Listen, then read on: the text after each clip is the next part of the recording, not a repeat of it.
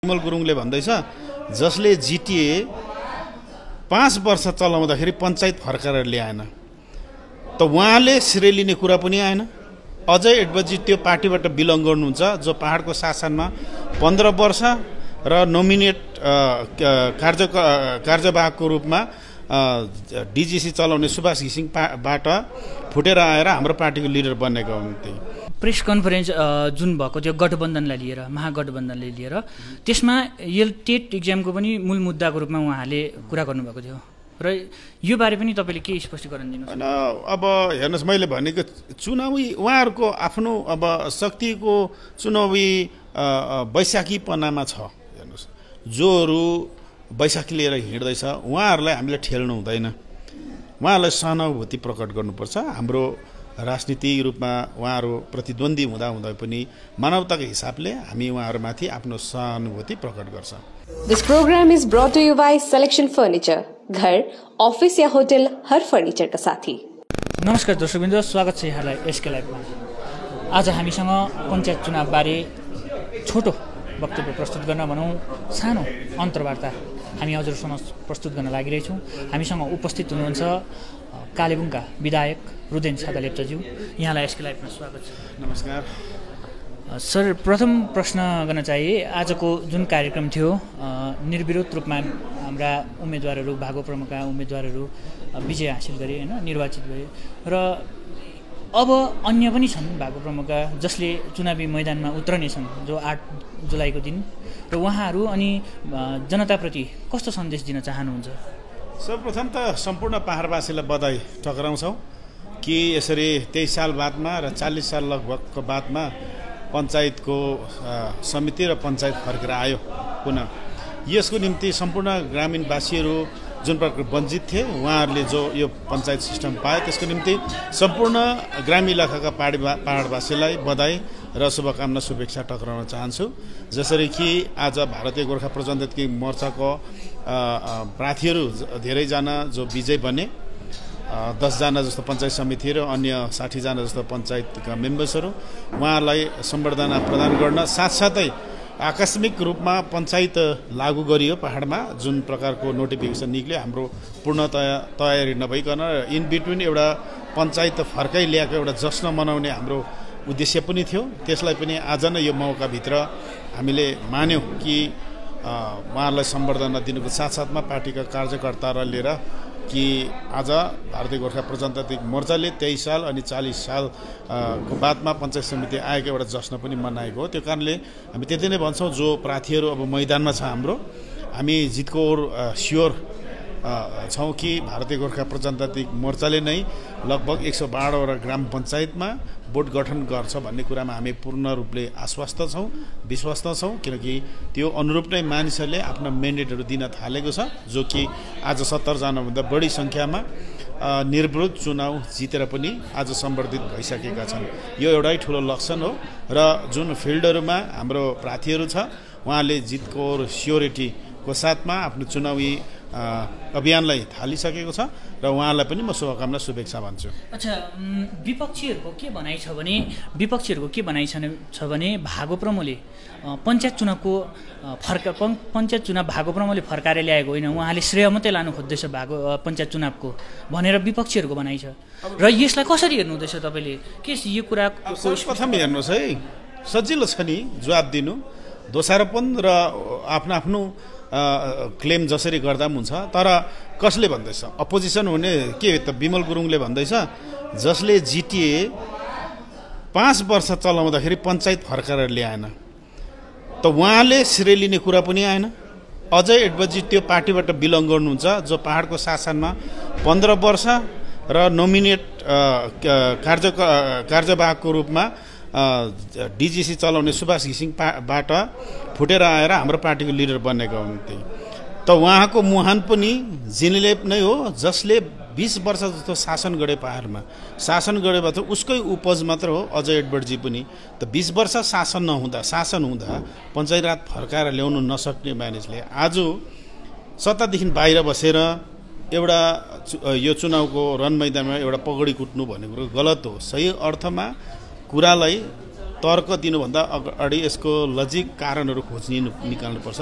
त्यो कारणले पहाडमा हाम्रो जब म एमएलए हुँदाखेरि पनि र एमएलए को चुनाव हुँदाखेरि पनि अनि भारतीय गोर्खा प्रजातान्त्रिक मोर्चाले पञ्चायतको राज फर्काइ ल्याउनुपर्छ भन्ने लास्ट 1 वर्ष अगाडि सभासदहरूको चुनाव पनि यो एजेन्डालाई राखेको, जस मुताबिक यस कुरालाई सेप्टेम्बरको 19 तारिक, मैले भुल गरिनँ 19 तारिक मात्रै जिटिए सभाले यसलाई पारित गरेर एक प्रकारले भन्नु भने जिटिए भित्र पञ्चायत सिस्टमलाई लागू होस् भनेर एउटा एनओसी प्रदान गरे जस्तो अवस्थाभित्र जिटिएको यो जिटिए भित्र पुनः पञ्चायत सिस्टम लागू हुँदैछ। यस कारणले गर्दा अपोजिसनले जेसुकै भन्नु पनि सिधी भाषामा यो भारतीय गोर्खा प्रजातान्त्रिक मोर्चा हो, तर हामी यसको श्रेय लिँदैनौँ, त्यो पब्लिकहरूलाई दिन्छौँ। जुन इलाकाका मानिसहरूले भारतीय गोर्खा प्रजातान्त्रिक मोर्चालाई यी कुरा हुनलाई विश्वास गरे, यिनीहरूले नै ल्याउँछ भनेर विश्वास गरे, त्यो जिम्मेदार प्रदान गरेको थियो र यसको मेन हक भन्ने कुरा सम्पूर्ण ग्रामीण इलाका ग्रामवासीहरू हुनुहुन्छ। अच्छा, यो 23 सालको अन्तराल होइन जति थियो, त्यो समय चाहिँ किन चाहिँ पञ्चायत चुनाव पहाडमा भित्रिएन, किन चाहिँ ठप्प भएर बस्यो पञ्चायत चुनाव, के कारणले जस्तो लाग्छ? यो तपाईँले हेर्नुहोस् कि अब तपाईँहरूले म भन्छु, हेर्नुहोस् पहिला घिसिङको शासनकालभित्र एउटा प्रयोग रूपमा 2टा टेन्युर सिङ्गल टेयरको पञ्चायतहरू लागू गरियो। त्यसको बादमा उहाँकै शासनभित्र यसलाई अवरोध गरियो या यसलाई हुन दिएन, पहाडलाई फेरि वञ्चित राखिएको कुरा हो। विमल दाजुको शासनकालभित्रै जिटिएभित्र चुनाव हुनु सक्छ भनेर एग्रिमेन्ट एकर्ड गर्ने उहाँहरू हो, जसभित्र पञ्चायतको रस्तालाई प्रशस्तता दिएको थियो। नगर्नुको पछाडि एउटै उद्देश्य मात्रै थियो, शक्तिलाई केन्द्रीयकरण गरेर राख्नु मात्रै, आफ्नो हातमै सम्पूर्ण पावरलाई राख्नु र पञ्चायत लेभलमा आउने फन्ड्सहरूलाई पनि एउटा सेन्ट्रल फिगरले नै त्यसलाई प्रयोगमा ल्याउने र एउटा एक प्रकारको प्रशासनिक दादागिरीमा पहाड चलाउने उद्देश्यले प्रेरित भइकन यो पञ्चायतको सिस्टम जो चाहिँ एउटा पावरलाई डिसेन्ट्रलाइज, एउटा शक्तिलाई विकेन्द्रीय गरेर जुन प्रकारको लागू गर्ने सिस्टम थियो त्यसलाई अवरोध गरेको मुख्य उद्देश्य हो कि शक्तिलाई केन्द्रीयकरण गर्नु हो। त्यो गर्यो, त्यो कारणले पहाडमा यो 23 साल पञ्चायत नहुनुको पछाडि मुख्य मकसद यो भन्दा ठुलो अरू केही पनि छैन। र विमल गुरुङज्यूको जुन हिजो मात्रको स्टेटमेन्ट थियो है, त्यो स्टेटमेन्ट हेरेर उहाँले भन्नुहुँदैछ पञ्चायत चुनाव जब सकिन्छ तब भाजपासँगको गठबन्धन पनि उहाँले तोड्ने त्यस्तो प्रतिक्रिया दिनुभएको थियो। र सबभन्दा ठुलो कुरा हुनसक्छ आजको दिनमा उहाँले जुन सिचुएसनलाई फेस गर्नुभयो र त्यस्तो यो वर्तमान परिस्थितिमा उहाँले त्यस्तो कुरा डायलग भन्दै गर्नुहुन्छ, स्टेटमेन्ट दिँदै हुनुहुन्छ। तर यो त उहाँले बार भनेको सभासदको चुनाव अगाडि जुन सिचुएसन थियो, सायद लास्ट 2021 को होइन राज्यको विधानसभा चुनाव हुँदाखेरि पनि उहाँले त्यो कुरा भन्नुभएको, फेरि पनि उहाँहरू गठबन्धनमा पढेन र पढ्नुभयो, फेरि पनि पञ्चायत जस्तो सिस्टममा पनि आएर गठबन्धन गर्दै हुनुहुन्छ।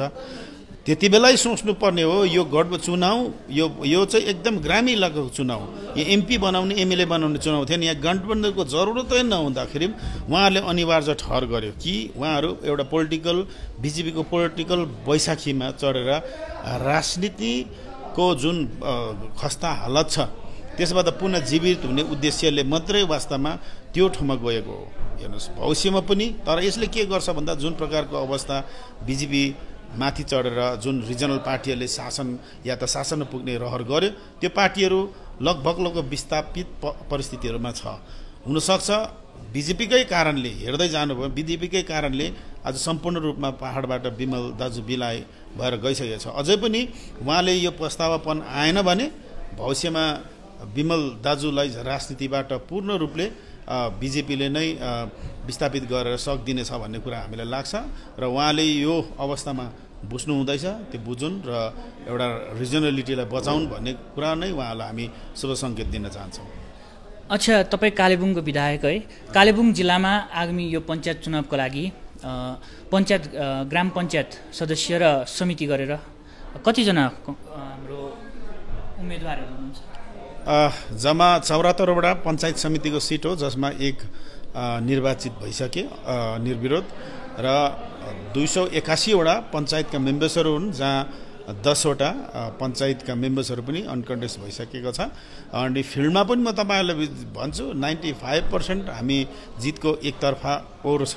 त्यो कारणले जितको लागि हामीले कुनै घबराहट महसुस गरेका छैनौँ, किनकि मानिसले बुझेका छ यही मात्रै एउटा पार्टी हो पहाडमा जसले मानिसलाई सही मार्गमा दौड्याउँछ र सही निर्णय पहाडको फैसलामा गर्छ भन्ने कुरामा जनमानसले त्यो निर्णय अघिबाट लिइसकेको छ र लिन्छ भन्ने कुरामा म पूर्ण रूपले विश्वस्त छु। भागो प्रमुखको जितलाई लिएर, पञ्चायत चुनावको जितलाई लिएर विपक्षीले त आफ्नो दैलो त्यो जितको दरवाजा बन्द गर्नु त थालिसकेको छ। जतिसक्दो उहाँहरूले ताला लाउनु चाहन्छ त्यो जितमा, भागो प्रमुखको जितमा, होइन? अब यो कुरालाई लिएर विपक्षीहरूले जुन प्रकारको त्यो ताला लाउने काम गरिरहेको छ, यसले पञ्चायत चुनावमा गएर कुनै असर पार्दैन? अबको ताला भन्ने कुरा के हो म बुझिनँ। जस्तो जितमा चाहिँ तपाईँहरू जित चाहिँ नहोस् भन्ने विपक्षीहरूको भनाइ छ नि त। विपक्षीहरूले उहाँले पहिलो प्रथम त 17वटा सिट जस्तोमा क्यान्डिडेट पाउनु भएन, बुझ्नु त? क्यान्डिडेट पाउनु भएन। धेरै ठाउँमा अन्डर एजका नानीहरूलाई उठाएको छन्। सायदै नानीहरूलाई मौका दिएको होइन, नानीहरूलाई बाध्यताले राम्रो क्यान्डिडेट नपाएपछि उठाएको छन्। एक दोस्रो, एक ठाउँका मतलब मैदानमा चुनाव रन मैदानमा उठाउनको लागि त्यहाँको लोकल क्यान्डिडेट नपाएपछि अर्को इलाकाबाट ल्याएर पनि चुनावमा उठाएका छन्। हामी यो चाहन्छौँ बिजेपीले आफ्नो, स्पेसली म भन्छु बिजेपीले आफ्नो वास्तविकता आउँदो यो ग्रामीण इलाकाको पञ्चायत चुनावले स्पष्ट गर्नेछ। उहाँहरूको क्यान्डिडेटहरू हामीले एकदमसँग रहोस्, उहाँहरूले के अरे लडोस् भन्ने थियो। एउटै कुराले कि बिजेपीले कालिम्पोङमा 140वटा सिटहरूमा पञ्चायत सिटमा र 39 पञ्चायत समितिमा चुनावी रन मैदानमा उहाँले आफ्नो प्रार्थी दिएको छन्। 140वटामा मलाई लाग्छ सायदै 140वटै सिटमा उहाँले जित्दैन। कतिवटा ठाउँमा सायद जुन बेला चुनावको फलाफल रिजल्टको घोषणा हुनेछ त्यो ठाउँमा सायद बिजेपीहरू एउटा पनि मैले योपट्टि भोट लगाएको थियो भने उभिनु पनि सक्दैन। त्यो अवस्था छ, यो रियालिटी हो। कतिवटा ठाउँमा पूर्ण रूपले उहाँहरू त्यो अवस्थामा छ जुन अवस्थामा उहाँहरूले हामी बिजेपीको हौँ भन्ने लायकको परिस्थिति त्यहाँको समर्थकहरूले भन्नु सक्ने स्थिति छैन। त्यो कारणले यो 140वटा हाम्रो निम्ति चुनावको एउटा चुनौती होइन, अपोजिसनको चुनौती होइन, तर हामीले हेरेका छौँ बिजेपीको ग्राफ हेर्न चाहन्छौँ।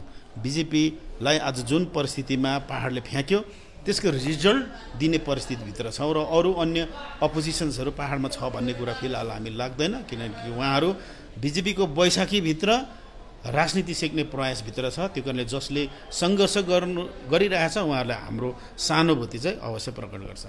र विगत दिनमा है तपाईँले जुन एसके लाइभकै अन्तर्वार्तामा तपाईँले जुन टेट इक्जाममाथिको कुरा राख्नुभएको थियो त्यसमा जुन प्रकारले जिटिए सभासद विनय तामाङज्यूले जुन प्रकारको बयान आफ्नो दिनुभयो त्यो तपाईँको प्रतिक्रिया दिनुभयो तपाईँको बयानमाथि, त्यसले कता न कतै यो चुनावमा 24को चुनावमा अलिकति गएर असर पर्छ जस्तो तपाईँलाई लाग्दैन? त्यो लाग्दैन। त्यो सबै हुँदै भारतीय गोर्खा प्रजातन्त्र मुद्दा जित्दै यहाँसम्म आएको। यो जितको कदममा जस्ट बढ्दैछ, जितको जस्ट चुनावको नतिजाहरू जित्दै गर्ने क्रममा भारतीय गोर्खा प्रजातन्त्र मोर्चा जस्ट अहिले अगाडि मात्रै बढ्दैछ। यसले बढेर धेरै अगाडि पुग्नुपर्छ र त्यो टेटको विषयहरू अहिले पञ्चायतको चुनाव हुँदाखेरि वास्तवमा तर्कसङ्गत नहोला पनि, तर पनि हामी यति भन्छौँ भारतीय गोर्खा प्रजातन्त्र मोर्चाको प्रशासनभित्र यो कुरालाई ठिकसँगले निरूपण गरिनेछ र मानिसहरूले जसले पनि टेट परीक्षा सामना गरेको छ उनीहरूलाई सठिक समयमा सठिक उत्तर र परिणाम दिनको निम्ति भारतीय गोर्खा प्रजातान्त्रिक मोर्चाको जिटिएको प्रशासनले त्यो कुरालाई आफ्नो वचनबद्धतामा राख्नेछ, यो आश्वासन म गराउन चाहन्छु। र यसले आउँदो चुनावमा न कि भविष्यको 24को चुनावमा केही फरक पार्छ भन्ने कुरा मलाई कतै लाग्दैन। र सुन्नुहोस् न, प्रेस कन्फरेन्स जुन भएको थियो गठबन्धनलाई लिएर, महागठबन्धनले लिएर, त्यसमा यो टेट इक्जामको पनि मूल मुद्दाको रूपमा उहाँहरूले कुरा गर्नुभएको थियो र यो बारे पनि तपाईँले के स्पष्टीकरण दिनुहोस्? होइन, अब हेर्नुहोस्, मैले भनेको चुनावी उहाँहरूको आफ्नो अब शक्तिको चुनावी वैशाखीपनामा छ। हेर्नुहोस्, जोहरू वैशाखी लिएर हिँड्दैछ उहाँहरूलाई हामीले ठेल्नु हुँदैन, उहाँहरूलाई सहानुभूति प्रकट गर्नुपर्छ। हाम्रो राजनीतिक रूपमा उहाँहरू प्रतिद्वन्दी हुँदा पनि मानवताको हिसाबले हामी उहाँहरूमाथि आफ्नो सहानुभूति प्रकट गर्छ। हाम्रो पार्टीबाट होइन, अजय एडवर्डबाट जुन प्रकारको हिजो अस्तिको दिन जुन प्रकारको एउटा भिडियो जारी गरेर उहाँले प्राथमिकता दर्ता गरेको कुराहरू पनि गर्नुभयो, जसमा चाहिँ भागो प्रमुखका केही कार्यकर्ताहरूले हाम्रो पार्टीका क्यान्डिडेटलाई चाहिँ पैसामा किनेर लगेको त्यस्तो आरोपहरू लगाउनु भएको छ। यसलाई कसरी हेर्नुहुन्छ? आरोप त लाउँछ राजनीतिमा, हेर्नुहोस्, आरोप त यहाँदेखि लिएर लन्डनसम्म नै आरोप प्रति आरोप हुन्छ राजनीतिमा, यो नयाँ कुरा यहाँ होइन। तर उहाँसँग सही दोषारोपणको एभिडेन्स र सही कुरालाई यदि दोषारोपणलाई साबित गर्न सक्नुभयो भने उहाँले गर्नु सक्नुहुन्छ। त्यो त उहाँको आफ्नो राजनीतिक पनि अधिकार हो अनि प्रशासनिक पनि अधिकार हो, त्योभित्र त हामी के भन्न सक्छौँ। यदि हाम्रोहरूले गल्ती गरेको छ र सही मात्रामा त्यसको उहाँसँग एभिडेन्स छ भने उनीहरूले त्यो कुरामा केस गर्न सक्नुहुन्छ, त्यसमा हाम्रो केही फरक छैन। भागो प्रमुखले पञ्चायत बोर्ड गठन गर्नेमा कति विश्वस्त हुनुहुन्छ? हामी पूर्णतया अघि भने मैले भारतीय गोर्खा प्रजातान्त्रिक मोर्चाले नै पहाडको सम्पूर्ण ग्रामीण इलाकामा र 9 अहिले नै भन्छु पञ्चायत समिति र 9 भारतीय गोर्खा प्रजातान्त्रिक मोर्चाले नै, किनभने 10 वटा त अलरेडी जितिसकेको छ, 9 पञ्चायत समितिहरू भारतीय गोर्खा प्रजातान्त्रिक मोर्चाले नै गठन गर्नेछ, यसमा कुनै कुरा हामी शङ्का गर्दैनौँ। थ्याङ्क यू, धन्यवाद। दर्शकवृन्द, हामी कालेबुङका विधायक रुदेन सादा लेप्चाज्यूसँग पनि बात गऱ्यौँ र यस्तै विभिन्न विषयहरू लिएर हामी तपाईहरु समक्ष उपस्थित हुने नै छौं। तबसम्मको निम्ति हेर्दै गर्नुहोला एसके लाइभ। 50 से 70% कम कीमतों पर लाजवाब डिजाइन, ब्रांडेड फर्नीचर, गारंटी सहित मजबूती का वादा। सही समय है, बना लो इरादा। Bedroom set, sofa set, dining set, office, outdoor furniture and modular kitchen उपलब्ध है। Money can't buy happiness, but money can give you comfort to be happy. For ready and customized furniture, visit Selection Furniture, first floor, Metro Heights, Sevok Road, Siliguri. Contact 9832011336। टीना का घर बनाने का total समाधान, बाजार भाव से हमारे यहाँ किफायती दाम। घर, दुकान, मकान, गोदाम बनाने के लिए टीना प्रोफाइल सीट, रंगीन टीना, पाइप आदि सामान की नई दुकान। टीना लगाने के लिए मिस्त्री भी उपलब्ध है। महावीर स्टील, 3rd माइल, वेगा मॉल के सामने, सिलीगुड़ी। Contact number 6297588103। सम्झनुहोस्, जति नै मिठो पलको बिस्तारै भुल्दै जाँदछौं, हामी भने तपाईको सम्झनालाई आगामी पुस्तौंसम्म जोगाएर राख्नेछौं। सम्झनामा नो कम्प्रोमाइज, ताजा रहनेछ त्यस पलको vibes. Hire professionals, latest technology द्वारा तपाईको फोटोग्राफी अनि भिडियोग्राफीको आवश्यकतालाई हामी गर्छौं पूरा अनि तपाईको सम्झनालाई राख्छौं जोगाएर। सम्पर्क Somani digivision and productions, Ashrampara besides Angela high school, Siliguri. सम्पर्क नम्बर 9434023813।